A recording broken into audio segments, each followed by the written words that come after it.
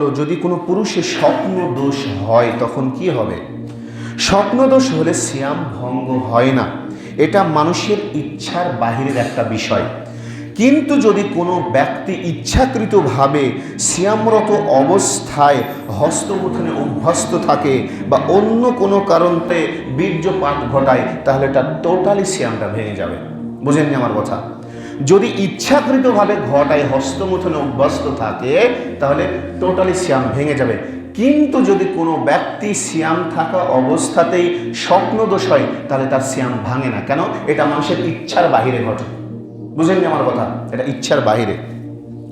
এবার দেখুন, জাবের ইবনে যায়েদ রাদিয়াল্লাহু তাআলা আনহু হতে বর্ণিত, তিনি বর্ণনা করছেন, নারীদের দিকে তাকালে যদি বীর্যপাত ঘটে তাহলে সে যেন সাওম পূর্ণ করে। কেউ যদি সেক্সুয়াল নিয়ে চিন্তা ভাবনা করে তার সিয়ামের ক্ষতি হয়ে যাবে বড় ধরনের, তবে সিয়াম ভাঙবে না যতক্ষণ পর্যন্ত না সে বীর্যপাত ঘটায়। এটা লজ্জার বিষয়ে জানতে হবে, সিয়ামের মাসে বাধ্যতামূলক জানায় বিষয়গুলো। এবার দেখুন, সিয়াম অবস্থায় ইনহেলার ব্যবহার করা। দেখেন না, যার এই শ্বাসকষ্টজনিত রোগ আছে ইনহেলার দেয়, যেটাকে বলা হয় বাখাক আর রাবু, মানে অ্যাজমাজনিত সমস্যা।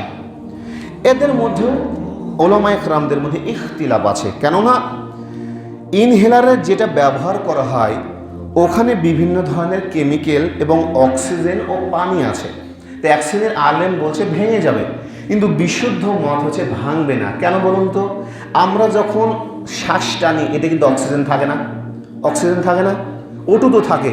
তো অক্সিজেনের মধ্যে যে পানি থাকে এটা জানেন, কিন্তু এটা তো পাকিস্তানের খাদ্য যোগান দেয় না। যার কারণে ওলামায়ে কেরামদের মতামত অবশ্যই তারা ইনহেলার ব্যবহার করতে পারবে। যদি একজন মানুষের এখন শ্বাসকষ্টজনিত রোগ হয়, জটিল সমস্যা থাকে, ওকে ইনহেলার না দিলে তো সে মারা যাবে। এই জন্য বলছে যে কোনো ব্যক্তি সিয়ামরত অবস্থায় ইনহেলার ব্যবহার করতে পারবে।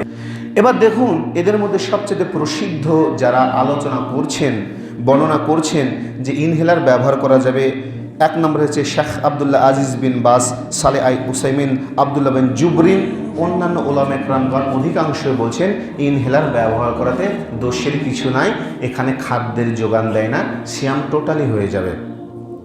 এবার দেখুন, বিভিন্ন অসুস্থতায় না রাখতে পারলে সিয়াম সে কী করবে? যদি বড় ধরনের অসুখ থাকে, এতে তার শরীরে সমস্যা হবে এবং পরে যদি এই রোগ সেরে যায় তাহলে যে কয়টি সে করতে পারেনি সে কয়টি সিয়াম পালন করবে। শুনুন আবার, যে আপনার জটিল সমস্যা আছে, এখন ডাক্তার বলেছে যে আপনার পরবর্তী সময়ে যদি আপনি এই মেডিসিন ব্যবহার করেন তাহলে আপনার টোটালি রোগটা সেরে যাওয়ার সম্ভাবনা আছে ইনশাল্লাহ। তাহলে করবেন কি, যে কয়টা রাখতে পারেননি অসুস্থতার কারণে সে কয়টা পরবর্তীতে সময় তুলে নেবে। অনেকেই থাকে ডাক্তারের নিষেধ করার পরও দেখবেন যে জোরপূর্বক সিয়াম পালন করে, এটা কখনো চলবে না আপনার জন্য। কেন বলুন তো? ইসলাম এত কড়াকড়ি ধর্ম নয়। এখন আর যদি এককালীন ভালো হওয়ার আশঙ্কা নেই, মানে ওই ব্যক্তির আর কোনোদিনই রোগ সারবে না, ডাক্তার বলেছে, অনেকেই থাকে, যেমন অনেক মানুষের থাকে যে এককালীন সারবে না, তো সে যেন ফিদিয়া দেয়। ফিদিয়াটা কি? 1 মাস কোনো মিসকিনকে সে খাওয়াবে। অধিকাংশ আলেমগণের মতামত, অনেকে বর্ণনা করছেন যে ওই ব্যক্তি 1 মাসে 45 কেজি বা 1.5 কেজির দিনে একটু কম, মানে টোটালি মাসে 45 কেজি চাউল কোনো মিসকিনকে সে খাওয়াবে। কথা বুঝেন না আমার কথা মনে হয় না? যে এককালীন যাদের অসুখ সারবে না ও ফিদিয়া দেবে। তো ওলামায়ে কেরামদের কিছু কিছু বলছেন যে পুরা মাসে সে 45 কেজি চাউল দেবে, মানে দিনে 1.5 কেজির একটু কম, এতটুকু পরিমাণে সে দেবে, কারণ সে তো পারবে না, যার কারণে এটা ফিদিয়া দিতে হবে তার জন্যে। এবার দেখুন, অধিক কষ্ট হলে সিয়ামরত অবস্থায় কি করবে? অনেক মানুষের নামে কষ্ট হয় সিয়ামরত অবস্থায়। তো সাওমরত অবস্থায় ইবনে উমর রাদিয়াল্লাহু তাআলা আনহু একটি কাপড় ভিজালেন এবং গায়ে দিলেন। সাওমরত অবস্থায় সাবি রাদিয়াল্লাহু তাআলা আনহু গোসলখানায় প্রবেশ করেছেন। মানে যদি কোনো বাচ্চার বা কোনো মানুষের সিয়ামরত অবস্থায় অনেক কষ্ট হয় তাহলে ওই ব্যক্তি কাপড় ভিজে গায়ে দিতে পারবে। এবং সাবি রাদিয়াল্লাহু তাআলা আনহু বলছেন তিনি গোসলখানায় প্রবেশ করে থাকতেন। এবার দেখুন, হাসান রাদিয়াল্লাহু তাআলা আনহু বলেন, সাওম পালনকারীর কুলি করা ঠান্ডা লাগানো দর্শনীয় কোনো বিষয় নয়, তবে অধিক সময় ধরে থাকা যাবে না। অধিক সময় মনে করেন যে আর 4 ঘন্টার সময় আপনি 4 ঘন্টায় পানিতে বসে থাকলেন, এটা চলবে না কিন্তু। আবার আনাস রাদিয়াল্লাহু তাআলা আনহু বলেন, আমার একটা হাউস আছে, আমি সায়েম অবস্থাতে তাতে প্রবেশ করি, মানে সিয়ামরত অবস্থাতে বড় পানির হাউস আছে, ওখানে তিনি প্রবেশ করতেন। এবার দেখুন থুথু গিলে ফেলা সম্পর্কে, এই সম্পর্কে সহিহ বুখারীর মধ্যে বর্ণনা করা আছে যে আতা রাদিয়াল্লাহু তাআলা আনহু হতে বর্ণিত, তিনি বর্ণনা করছেন থুথু গিলে ফেললে সিয়াম ভঙ্গ হয় না, কেননা সে বাহির থেকে কিছু খায় না।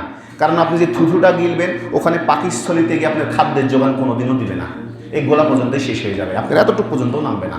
তাই বলছেন যে আতা রাদিয়াল্লাহু তাআলা আনহু বলেন থুথু গিলে ফেললে সাওম ভঙ্গ হয় না।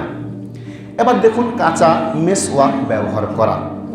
ইবনু সিরিন রাহিমাহুল্লাহ তিনি বর্ণনা করছেন কাঁচা মেসওয়াক ব্যবহারের কোনো দোষ নেই। প্রশ্ন করা হলো কাঁচা মেসওয়াকের তো স্বাদ আছে, তখন তিনি বললেন পানিরও তো স্বাদ আছে, তাহলে তুমি ওটা দিয়ে কেন কুলি করো? তার মানে বোঝা যায় যে কাঁচা মেসওয়াক দ্বারা রাসূল সাল্লাল্লাহু আলাইহি ওয়াসাল্লাম অসংখ্যবার তিনি মেসওয়াক করতেন। রাসূল সাল্লাল্লাহু আলাইহি ওয়াসাল্লামের একটা হাদিস তিনি বলছেন, সহিহ বুখারীর বর্ণনা, যে আমার উম্মতের জন্য যদি কষ্টকর কিছু মনে না হতো, তাহলে প্রত্যেক সালাতের পূর্বে তাদেরকে মেসওয়াক করার আমি হুকুম প্রদান করতাম। তাহলে সিয়ামরত অবস্থাতে মেসওয়াক করা যাবে, কোনো সমস্যা নাই। এবার দেখুন সুরমা ব্যবহার করা। আনাস রাদিয়াল্লাহু তাআলা আনহু হতে বর্ণিত যে সায়েমের সুরমা ব্যবহারের কোনো দোষ তিনি মনে করতেন না, মানে সিয়ামরত অবস্থায় চোখে সুরমা লাগানো যাবে, এদের দোষের কোনো বিষয় নয়। দেখুন তরকারির স্বাদ নেওয়া, কথাটা একটু মনোযোগ সহকারে এবার বুঝবেন যে তরকারির স্বাদ সম্পর্কে, কেন যে তরকারি কি আসলে খেতে পারবে এরকম বর্ণনা করা হয়নি। যে ইবনে আব্বাস রাদিয়াল্লাহু তাআলা আনহু হতে বর্ণিত, তিনি বর্ণনা করেছেন যে হাড়ি হতে কিছু জিহ্বায় দিয়া দোষের কিছু নয়, তবে সে যেন গিলে না ফেলে। মনে করেন যে আপনার বাড়িতে শুধু রাঁধুনি একজনই আছে, আপনার স্ত্রী, আর কেউ নেই বাড়িতে 5-7 জনের মাঝে, তো করবে কি যে তরকারি আসলে স্বাদ হয়েছে কিনা জিহ্বাটা দিয়ে ফেলে দিবে, মানে লবণ কম বেশি হয়েছে কিনা, গিলবে না কিন্তু, কথা বুঝিয়ে গিলবে না, জিহ্বাটা দিয়ে আপনি ফেলে দেবে। এটা ইবনে আব্বাস রাদিয়াল্লাহু তাআলা আনহু বর্ণনা করছেন, সহিহ বুখারীর মধ্যে হাদিসটা বর্ণনা করা আছে। যদি কেউ স্ত্রী সহবাস করে ফেলে তখন কি তার সিয়াম হবে? দেখুন এই সম্পর্কে সহিহ বুখারী, মুসলিম এবং আহমদের মধ্যে হাদিস বর্ণনা করছেন যে আবু হুরায়রা রাদিয়াল্লাহু তাআলা আনহু হতে বর্ণিত, রাসূল সাল্লাল্লাহু আলাইহি সাল্লামের নিকটে এক ব্যক্তি এসে বলছেন, ইয়া রাসূলুল্লাহ সাল্লাল্লাহু আলাইহি সাল্লাম, আমি ধ্বংস হয়ে গেছি। তখন রাসূল সাল্লাল্লাহু আলাইহি সাল্লাম বলছেন, কি করেছো যে তুমি ধ্বংস হয়ে গেছো? তিনি বলছেন, ইয়া রাসূলুল্লাহ, সিয়ামরত অবস্থায় আমি স্ত্রী সহবাস করে ফেলেছি। তখন রাসূল সাল্লাল্লাহু আলাইহি সাল্লাম বলছেন, তোমার কাছে আজাদ করার মতো বা মুক্ত করার মতো কি কোনো দাস আছে? সে বলছে, ইয়া রাসূলুল্লাহ, আমার নাই। তখন তিনি বলছেন, তুমি কি এক ধারে 2 মাস সিয়াম পালন করতে পারবে? তো এই ব্যক্তি বলছেন, ইয়া রাসূলুল্লাহ, আমি তাও পারবো না।